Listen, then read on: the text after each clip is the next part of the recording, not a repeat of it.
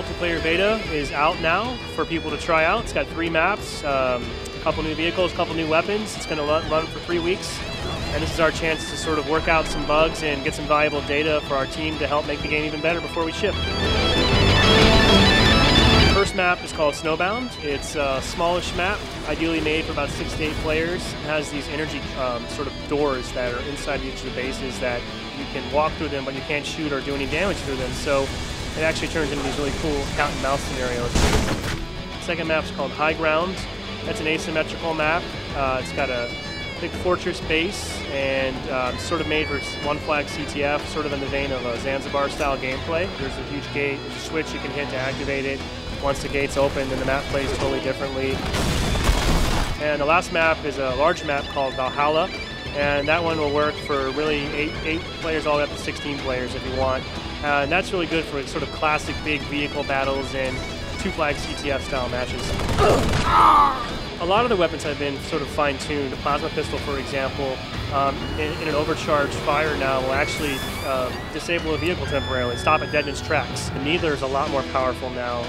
You can only use one at a time, but the trade-off is that it's actually a very formidable weapon. It'll kill somebody quickly. Right now, we're getting a lot of really valuable back-end data for networking. Things like save films and being able to share those films online with friends. It's a pretty big deal. It's something we've never done before.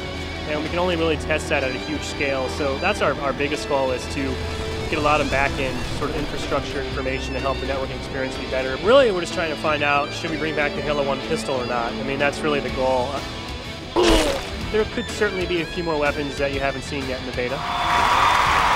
I'm a huge fan of the save films, and one of our first take-home tests at Bungie Studios, I was playing with some guys online, and we had a super close match. I lost by 1 kill. It was a really close battle.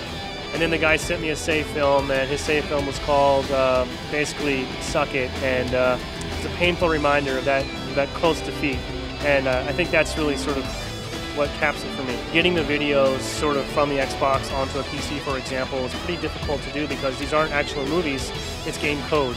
And the game engine renders that code in real time. So maybe there'll be a way to sort of somehow convert that, but we're kind of weighing that against the other priorities we have for the game. And I'm confident that our community will hook up their DV cams and their decks and still make awesome stuff regardless of what we can do.